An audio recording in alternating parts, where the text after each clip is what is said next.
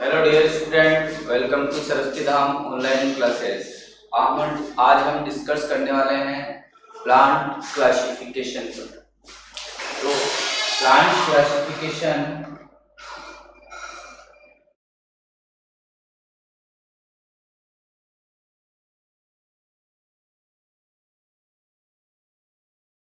Classification क्या होता है कि सिमिलरिटीज और डिसिमिलरिटीज के बेस पर ऑर्गेनिज्म जो है उनको क्लासिफाइड करना या उनको अलग अलग ग्रुप्स में डिवाइड करना क्या कहलाता है?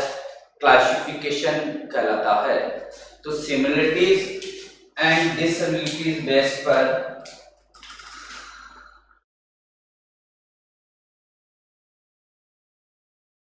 सिमिलरिटीज एंड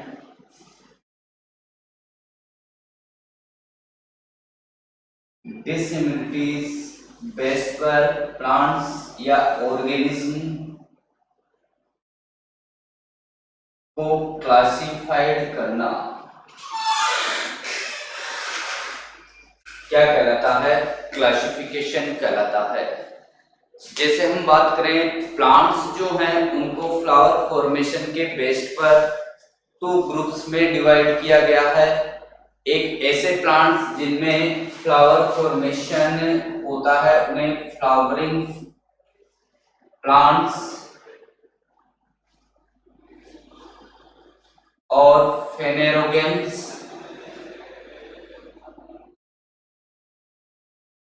और दूसरे non flowering plant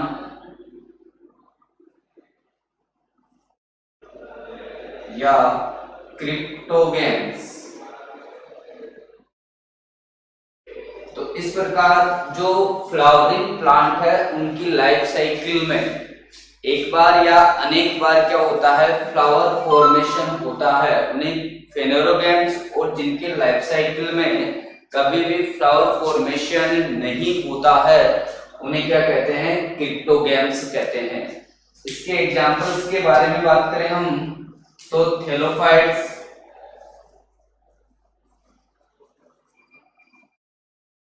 bryophytes,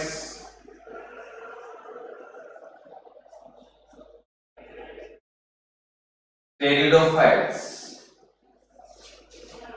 flowering plants में बात करें जिम्नोस्पर्म्स एंड एंजियोस्पर्म्स। तो इस प्रकार ये जो फ्लावरिंग प्लांट्स होते हैं इन सभी में क्या होती है? सिमिलरिटीज प्रेजेंट होती है, यानी इनमें फ्लावर फॉर्मेशन होता है। और नॉन फ्लावरिंग प्लांट्स में थैलोफाइट्स, ब्रायोफाइट्स और टेरिडोफाइट्स इनमें सिमिलरिटीज पाई जाती है, यानी इनमें कभी भी फ्लावर का फॉर्मेशन नहीं होता है। तो इस प्रकार इन दोनों के बारे में बात करें, नॉन फ्लावरिंग और फ्लावरिंग प्लांट्स, इनमें क्या होती है? डिसिमिलरिटीज प्रेजेंट होती है, यानी ये फ्लावर फॉर्मेशन के बेस पर इनको अलग अलग पार्ट्स में हमने क्या किया है? डिवाइड किया है। तो यही क्या होता है? क्लासिफिकेशन होता है, जिसमें सिमिलरिटीज और डिसिमिलरिटीज के बेस पर ऑर्गेनिज्म जो है उनको क्लासिफाइड किया जाता है या अलग अलग ग्रुप्स में डिवाइड किया जाता है। उसे क्या कहते हैं? क्लासिफिकेशन कहते हैं। क्लासिफिकेशन जो है उसमें फर्स्ट हम बात करते हैं बायोलॉजिकल क्लासिफिकेशन के बारे में। बायोलॉजिकल क्लासिफिकेशन जो है उसमें सबसे पहले जो भी प्लांट्स है उनको आइडेंटिफाई किया जाता है। आइडेंटिफाई करने के बाद में उन्हें ग्रुप्स में प्लेस किया जाता है और उसके बाद में उनके जो सिग्निफिकेंट फीचर्स और रिलेशनशिप जो होती है उनको रिफ्लेक्ट किया जाता है। तो बायोलॉजिकल क्लासिफिकेशन क्या होता है? जिसमें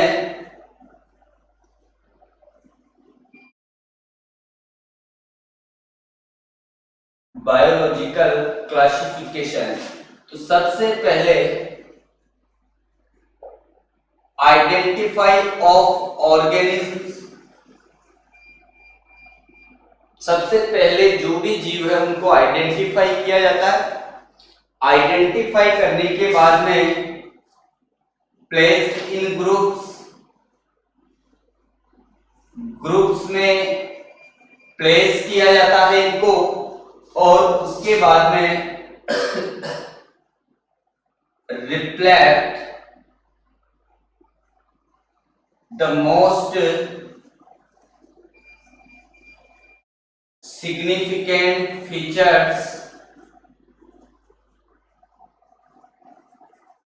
and relationship।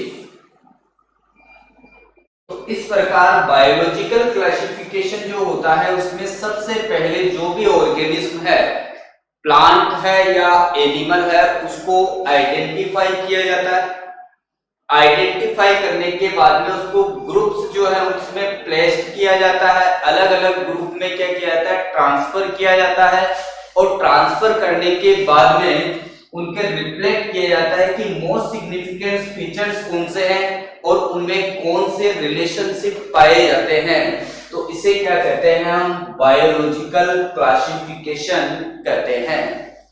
जो एपिडे कंडोल जो वैज्ञानिक है, एपिडे कंडोले या कंडोल जो साइंटिस्ट है, उन्होंने जितने भी ऑर्गेनिज्म हैं उनके क्लासिफिकेशन को 2 टाइप्स में क्या किया, डिवाइड किया। तो नेक्स्ट पॉइंट पे बात करें हम, अकॉर्डिंग टू एपीडी कंडोल या कंडोले classification is 2 types। First of classification में हम बात करें एम्पिरिकल क्लासिफिकेशन।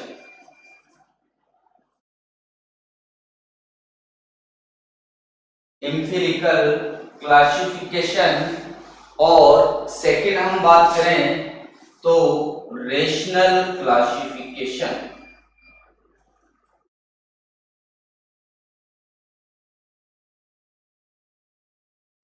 रेशनल क्लासिफिकेशन, देखो एम्पिरिकल क्लासिफिकेशन जो है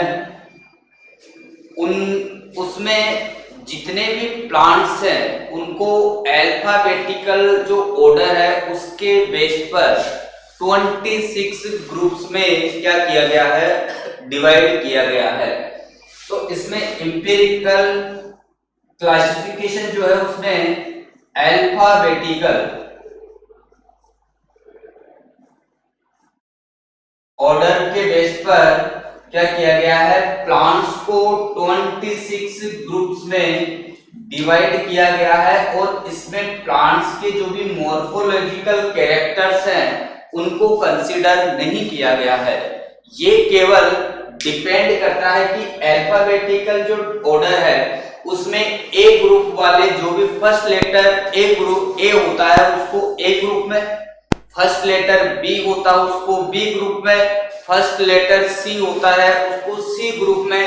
इस प्रकार टोटल 26 ग्रुप्स में क्या किया, डिवाइड किया। तो एम्पिरिकल क्लासिफिकेशन जो है वो किस पर बेस्ड है, अल्फाबेटिकल जो ऑर्डर है उसके बेस पर 26 ग्रुप्स में प्लांट्स को क्या किया गया है, क्लासिफाइड किया गया है। सेकंड हम बात करते हैं रेशनल क्लासिफिकेशन के बारे में। तो रेशनल क्लासिफिकेशन जो है उसमें जो एक्चुअल नेचर एंड कैरेक्टर्स, जो प्लांट्स के एक्चुअल नेचर और कैरेक्टर्स है उसके बेस पर प्लांट्स को क्लासिफाइड किया गया है। तो इस क्लासिफिकेशन में जो एम्पिरिकल क्लासिफिकेशन है उसमें केवल अल्फाबेटिक ऑर्डर है उसी को ही कंसीडर किया गया है, मॉर्फोलॉजिकल जो भी कैरेक्टर्स है उनको कंसीडर नहीं किया गया है। किंतु हम बात करें रेशनल क्लासिफिकेशन जो है उसमें एक्चुअल कैरेक्टर्स जो है प्लांट्स के मॉर्फोलॉजिकल हो, चाहे से इंटरनल हो या उसकी नेचर जो हो, उसके बेस पर प्लांट्स को क्या किया गया है, क्लासिफाइड किया गया है। अब रेशनल क्लासिफिकेशन जो है उसके टाइप्स के बारे में बात करते हैं। तो रेशनल क्लासिफिकेशन में फर्स्ट जो होता है वह होता है प्रैक्टिकल क्लासिफिकेशन, सेकंड होता है आर्टिफिशियल क्लासिफिकेशन, थर्ड जो होता है वह होता है नेचुरल क्लासिफिकेशन, और फोर्थ जो होता है वह होता है न्यूमेरिक क्लासिफिकेशन। तो इस प्रकार रेशनल क्लासिफिकेशन जो है उसके टाइप्स जो हैं वो practical classification, artificial classification, natural classification and last numeric classification. तो फर्स्ट ऑफ हम बात करते हैं प्रैक्टिकल क्लासिफिकेशन के बारे में।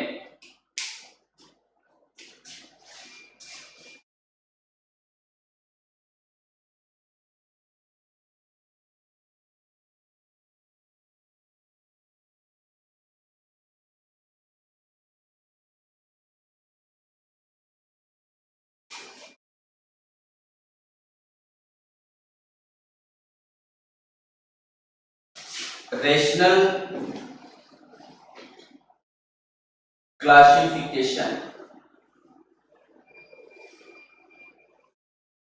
के फर्स्ट टाइप पे बात करते हैं हम, वह है प्रैक्टिकल क्लासिफिकेशन।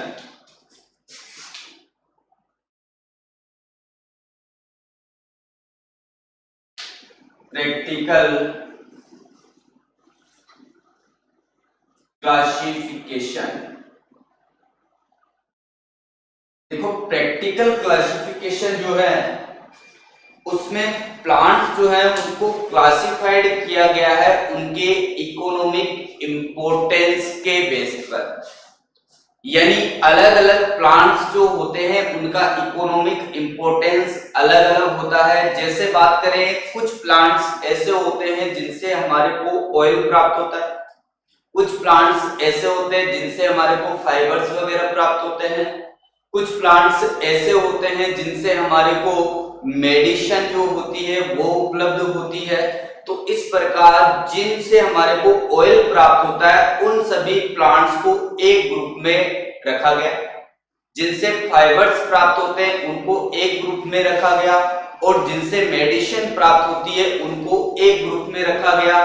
इस प्रकार अलग अलग जो भी प्लांट्स हैं उनको इकोनॉमिक बेस पर क्या किया गया, अलग अलग ग्रुप में डिवाइड किया गया। तो इन दिस क्लासिफिकेशन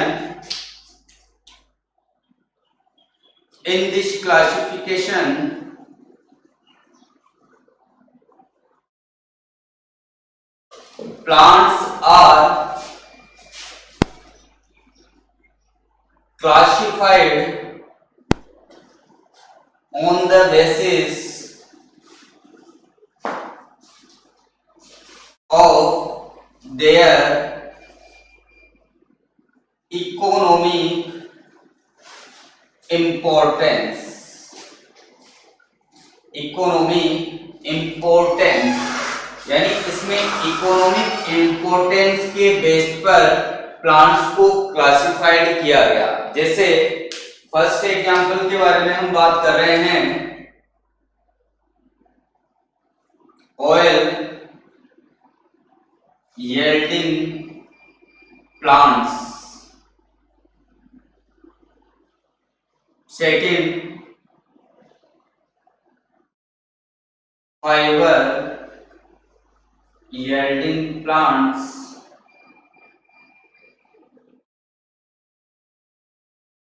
third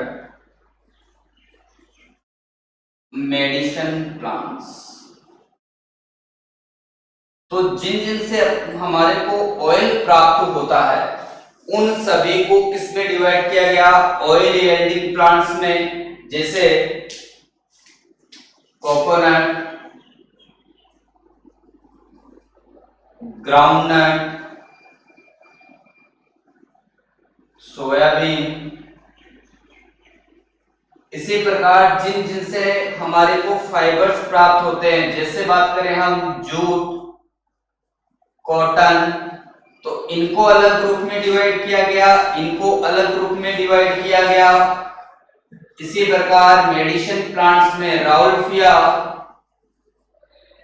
इसको अलग ग्रुप में डिवाइड किया गया। तो इस प्रकार प्रैक्टिकल क्लासिफिकेशन क्या होता है, जिसमें इकोनॉमिक इंपॉर्टेंस के बेस पर प्लांट्स को अलग अलग ग्रुप्स में डिवाइड किया जाता है, उसे प्रैक्टिकल क्लासिफिकेशन कहते हैं।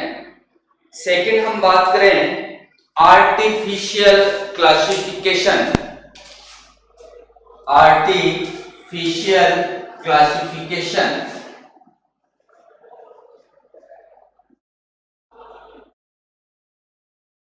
आर्टिफिशियल क्लासिफिकेशन देखो, आर्टिफिशियल जो क्लासिफिकेशन है उसमें इकोनॉमिक इंपॉर्टेंस को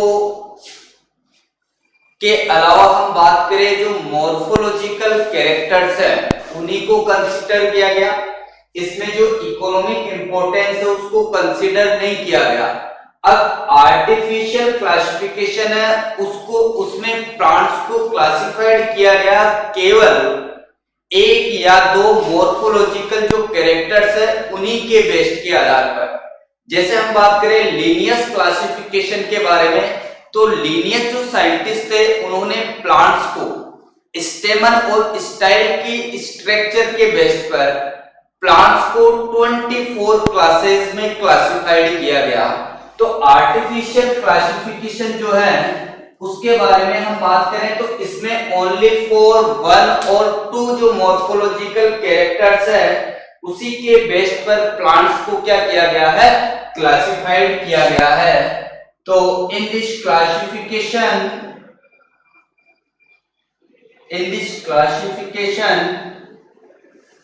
plants are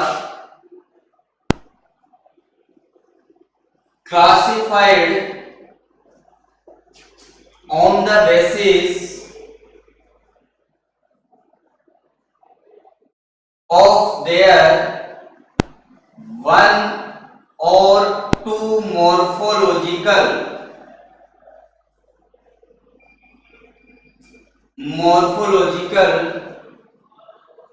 characters, 1 और 2 मॉर्फोलॉजिकल कैरेक्टर्स। यानी जैसे हम बात करते हैं लीनियस क्लासिफिकेशन के बारे में, तो लीनियस जो साइंटिस्ट हैं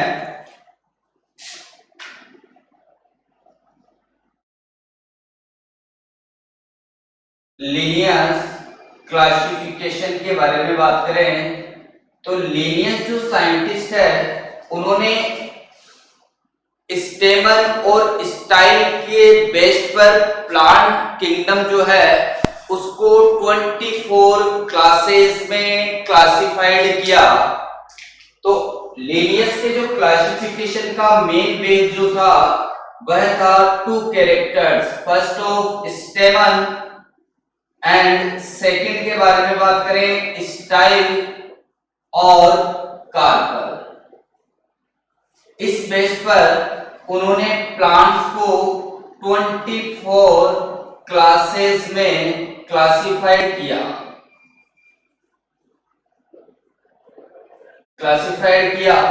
जैसे फर्स्ट क्लास के बारे में बात करें तो फर्स्ट क्लास है मोनेंड्रिया,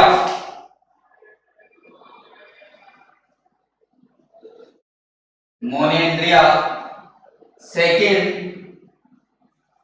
डायेंड्रिया, ट्राइएंड्रिया, पॉलीएंड्रिया,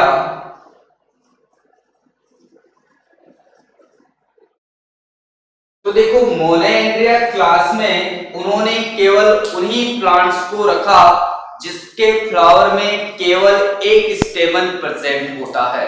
तो इसमें नंबर ऑफ स्टेमन के बारे में बात करें तो ओनली वन। तो वह क्लास कौन सी हो गई, मोनेंड्रिया, जिसमें नंबर ऑफ स्टेमन 2 हो उनकी क्लास डायएंड्रिया, जिसमें स्टेमन की संख्या 3 हो उन्हें ट्राइएंड्रिया, और अनेक हो उसे किस ग्रुप में क्लासिफाइड किया? पॉलीएंड्रिया। इसके अलावा हम बात करें तो फिफ्थ पे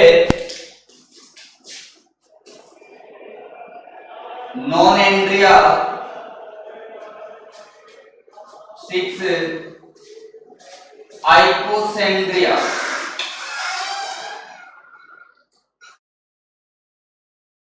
नॉन एंड्रिया में स्टेमन क्या है? एब्सेंट होता है, स्टेमन एब्सेंट, और आइकोएंड्रिया में more than 20 and attach with calyx, यानी इसमें 20 और मोर देन 20 और more than and attach with calyx, यानी जिसमें 20 या 20 से ज्यादा क्या हो? स्टेमन हो और वो कैलिक्स के साथ अटैच है, तो उस क्लास को आइकोसेंड्रिया में रखा। इस प्रकार जो लिनियर साइंटिस्ट थे उन्होंने प्लांट्स को केवल 2 कैरेक्टर्स के बेस पर, स्टेमन एंड स्टाइल के बेस पर 24 क्लासेस में क्लासिफाइड किया, जिसमें केवल एक स्टेमन हो उसे मोनेंड्रिया, 2 स्टेमन हो डायएंड्रिया, 3 स्टेमन हो ट्राइएंड्रिया, और अनेक स्टेमन हो तो उसे पॉलीएंड्रिया। यदि स्टेमन एब्सेंट हो तो नॉन एंड्रिया, और 20 और इससे ज्यादा हो और वो कैलिक्स के साथ अटैच होते हैं तो इसको आइकोसेंड्रिया जो क्लास है उसमें डिवाइड किया।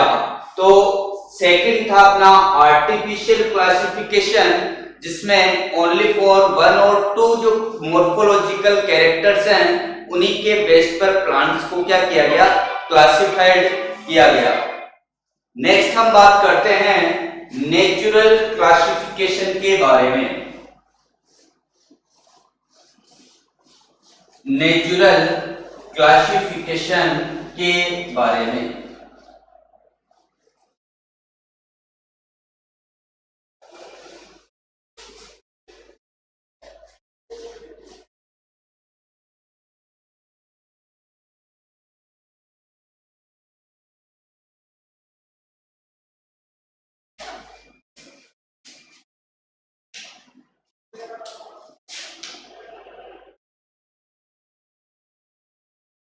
नेचुरल क्लासिफिकेशन यानी प्रैक्टिकल क्लासिफिकेशन में इकोनॉमिक इंपॉर्टेंस के बेस पर क्लासिफाइड किया गया।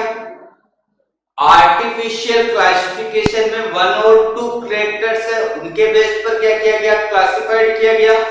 अब नेचुरल क्लासिफिकेशन जो होता है उसमें प्लांट्स को कंप्लीट मॉर्फोलॉजिकल कैरेक्टर्स जो है उनके बेस पर क्लासिफाइड किया गया। अब ये मॉर्फोलॉजिकल कैरेक्टर्स या तो स्टेम से, रूट से, लीफ से या फ्लावर से रिलेटेड होते हैं, उनके बेस पर क्या किया गया? इन्हें क्लासिफाइड किया गया। तो in this classification, in this classification plants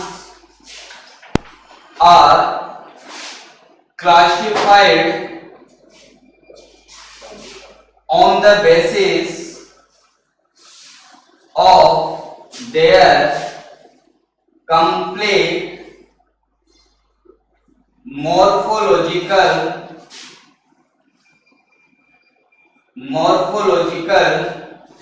characters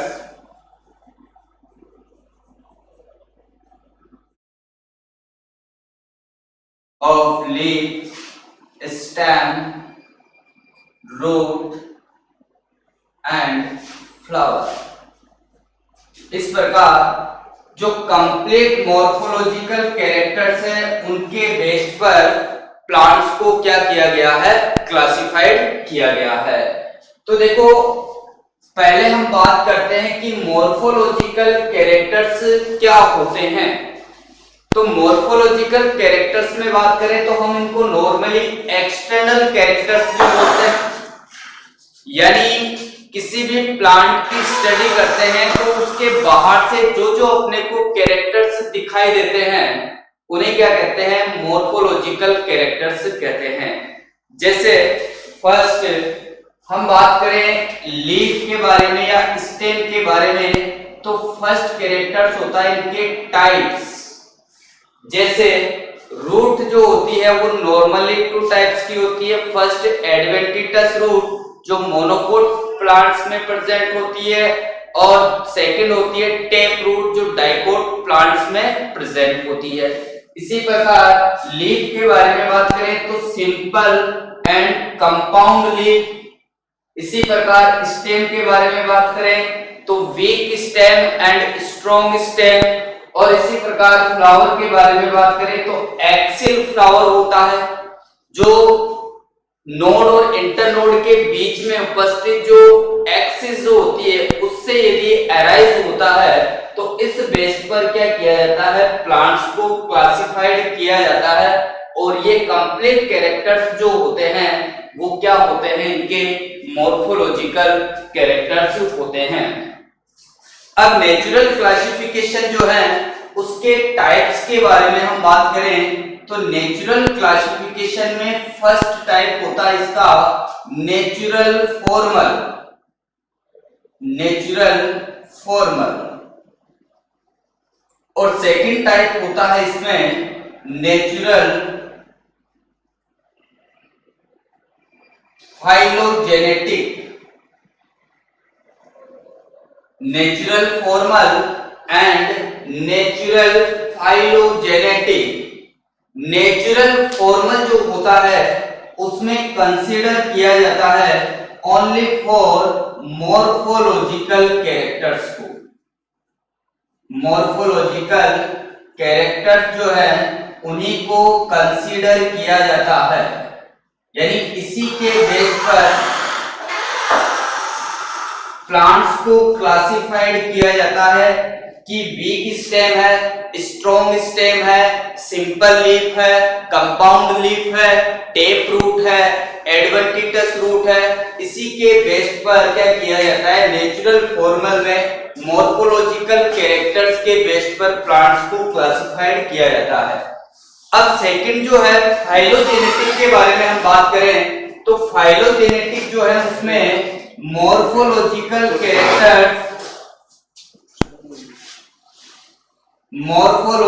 characters के साथ कंसीडर करते हैं हम जीनियोलॉजी को कंसीडर किया जाता है।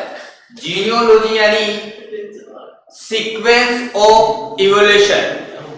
सीक्वेंस ऑफ इवोल्यूशन यानी किस किस प्रकार प्लांट्स का सीक्वेंस जो इवोल्यूशन है वो किस प्रकार से हुआ, तो इसके बेस पर प्लांट्स को क्लासिफाइड करना नेचुरल फाइलोजेनेटिक कहलाता है। अब हम बात करें जीनियोलॉजी के बारे में तो जीनियोलॉजी जो है वो क्या है कि sequence of evolution. Sequence of evolution यानी जो विकास है उसका अनुक्रम क्या होता है। जैसे सबसे पहले हम बात करें प्लांट्स के बारे में तो सबसे पहले उत्पत्ति हुई थैलोफाइट्स की, उनसे उत्पत्ति हुई ब्रायोफाइट्स की, उनसे उत्पत्ति हुई टेरिडोफाइट्स की, फिर जिम्नोस्पर्म की और फिर लास्ट में एंजियोस्पर्म की। तो इस प्रकार जो सीक्वेंस होता है किसी भी ऑर्गेनिज्म का, चाहे से वो बात करें हम प्लांट्स की या एनिमल्स की, तो ये जो सीक्वेंस होता है इसी को क्या कहते हैं, जीनियोलॉजी कहते हैं। तो नेक्स्ट जो जीनियोलॉजी जो टर्म है उसके बारे में बात करें तो जीनियोलॉजी टर्म जो है वो दी थी लेमार्क ने। लेमार्क जो साइंटिस्ट है उन्होंने जीनियोलॉजी टर्म दी। इसके बाद में हम बात करें concept of genealogy proposed by Ernest Haeckel. Ernest Haeckel जो साइंटिस्ट है, उन्होंने जीनियोलॉजी की कॉन्सेप्ट दी और कंप्लीट एक्सप्लेनेशन जो है, कंप्लीट एक्सप्लेनेशन वो दिया था चार्ल्स डार्विन ने। चार्ल्स डार्विन जो साइंटिस्ट है, उन्होंने जीनियोलॉजी का कंप्लीट एक्सप्लेनेशन दिया। यानी इन्होंने अपनी book origin of species, origin of species में इसका कंप्लीट एक्सप्लेनेशन दिया। तो इस प्रकार इवोल्यूशन के बारे में, जीनियोलॉजी के बारे में बात करें तो सीक्वेंस ऑफ इवोल्यूशन टर्म जो है जीनियोलॉजी की, वो लेमार्क ने, कॉन्सेप्ट अर्नेस्ट हैकल ने, और कंप्लीट एक्सप्लेनेशन है वो दिया चार्ल्स डार्विन ने अपनी बुक ओरिजिन ऑफ स्पीसीज के अंदर। जो चार्ल्स डार्विन है, उन्हें फादर ऑफ इवोल्यूशन भी कहा जाता है, फादर ऑफ इवोल्यूशन भी कहा जाता है। अब हम बात करते हैं प्लांट्स जो है उनकी जीनियोलॉजी के बारे में। तो सबसे पहले प्लांट्स में बात करें थैलोफाइट्स, यानी जिनमें रूट, लीफ एंड स्टेम जो होते हैं वो एब्सेंट होते हैं, उन्हें इसमें थैलोफाइट्स में। इनसे आगे हम बात करें ब्रायोफाइट्स, ब्रायोफाइट्स, इससे आगे टेरिडोफाइट्स, जिम्नोस्पर्म, और लास्ट में एंजियोस्पर्म। तो इस प्रकार हम यदि ओरिजिन ऑफ प्लांट्स या इवोल्यूशन ऑफ प्लांट्स के बारे में या जीनियोलॉजी ऑफ प्लांट्स के बारे में बात करें तो first thallophyte, second bryophyte, third pteridophyte, gymnosperm और लास्ट में एंजियोस्पर्म। इस प्रकार जो नेचुरल क्लासिफिकेशन है उसमें प्लांट्स को कंप्लीट कैरेक्टर्स, जो मॉर्फोलॉजिकल कैरेक्टर्स है, उनके बेस पर क्या किया गया है, क्लासिफाइड किया गया है। फर्स्ट है इसमें नेचुरल फॉर्मल, जिसमें ओनली फॉर मॉर्फोलॉजिकल कैरेक्टर्स है उनको कंसीडर किया जाता है, और सेकंड नेचुरल फाइलोजेनेटिक, जिसमें मॉर्फोलॉजिकल कैरेक्टर्स और जीनियोलॉजी दोनों को कंसीडर किया जाता है। जीनियोलॉजी जो होता है वो सीक्वेंस ऑफ इवोल्यूशन। तो इस प्रकार हम बात करें प्लांट जीनियोलॉजी के बारे में तो सबसे पहले उत्पत्ति हुई थैलोफाइट्स की, फिर उसके बाद में bryophytes, pteridophyte, gymnosperm and angiosperm. अब इसका जो लास्ट टाइप है न्यूमेरिक क्लासिफिकेशन, उसके बारे में हम बात कर रहे हैं।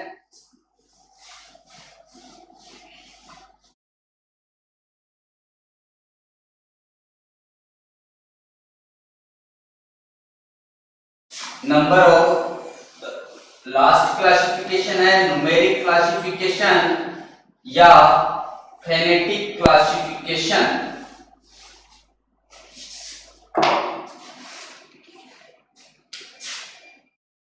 न्यूमेरिक क्लासिफिकेशन और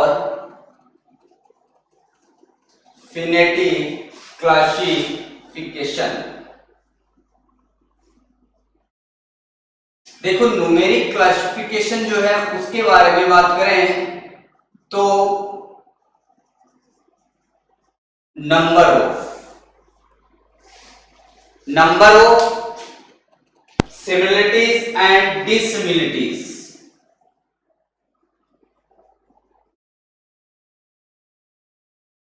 सिमिलरिटीज एंड डिसिमिलरिटीज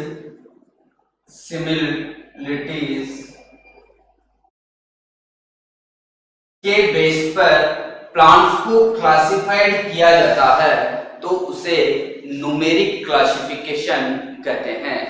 अब न्यूमेरिक क्लासिफिकेशन जो है उसके अंदर क्या किया जाता है कि इसके इंपॉर्टेंस के बारे में बात करें हम। तो इसमें कोई भी एक सिंगल मॉर्फोलॉजिकल कैरेक्टर जो होता है, मॉर्फोलॉजिकल कैरेक्टर जो होता है उसको क्या दिया जाता है, ज्यादा इंपॉर्टेंस दिया जाता है। यानी कंप्लीट जो मॉर्फोलॉजिकल कैरेक्टर्स हैं उनको इंपॉर्टेंस न देकर केवल एक सिंगल मॉर्फोलॉजिकल कैरेक्टर जो है उसको भी इंपॉर्टेंस दिया जाता है। किंतु हम बात करें नेचुरल क्लासिफिकेशन में, तो नेचुरल क्लासिफिकेशन जो है उसमें नेचुरल क्लासिफिकेशन जो है उसमें जो फ्लावरिंग, या हम बात करें रिप्रोडक्टिव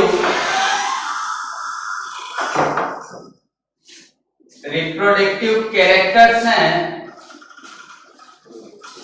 उनको इंपॉर्टेंस ज्यादा दिया जाता है,